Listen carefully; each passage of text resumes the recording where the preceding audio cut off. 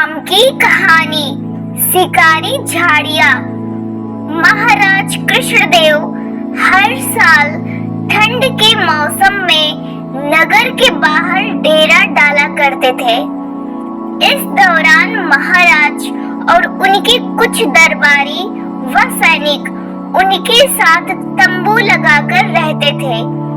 राज्य के सभी कामकाज को छोड़कर उन दिनों गीत संगीत की महफिलें सजती और कभी किस्से कहानियों के दौर चला करते थे। ऐसे ही एक सुहानी शाम में महाराज के मन में शिकार पर जाने का विचार आया। महाराज ने दरबारियों से कहकर शिकार की तैयारियां शुरू करवाई। इसके बाद अगली ही सुबह महाराज अन्य दरबारियों व कुछ सैनिकों के साथ शिकार के लिए निकलने लगे। तेनालीराम महाराज के प्रिय थे। उन्होंने उनसे भी शिकार पर चलने को कहा। महाराज की बात सुनकर एक दरबारी कहने लगा, रहने दीजिए महाराज, तेनालीराम की उम्र हो चली है और अब वह शिकार पर जाएंगे तो जल्द ही थक जाएंगे। दरबारी की बात सुनकर सभी हंसने लगे, लेकिन तेनालीराम ने कुछ नहीं बोले। इतने में महाराज ने तेनालीराम से कहा कि वह दरबारियों की बातों पर ध्यान न दे और उनके साथ शिकार पर चले। महाराज के कहने पर तेनालीराम भी एक घोड़े पर सवार होकर काफिले के साथ चल पड़े। कुछ समय बाद महाराज का काफिला जंगल के बीच पहुंच गया। शिकार के लिए नजरें दौड़ाते हुए महाराज को पास ही एक हिरन दिखाई दिया।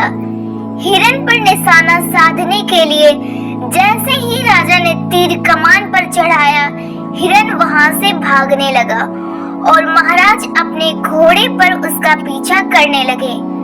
महाराज को हिरन के पीछे जाते देख अन्य दरबारियों के साथ तेनालीराम भी महाराज का पीछा करने लगे।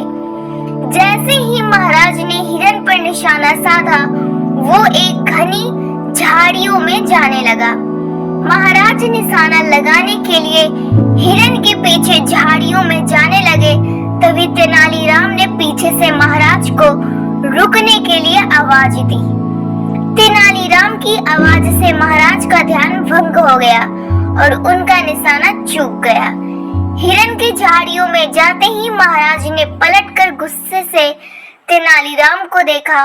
महाराज ने तेनालीराम को डांटते हुए पूछा कि आखिर उसने उन्हें झाड़ियों में जाने क्यों नहीं दिया।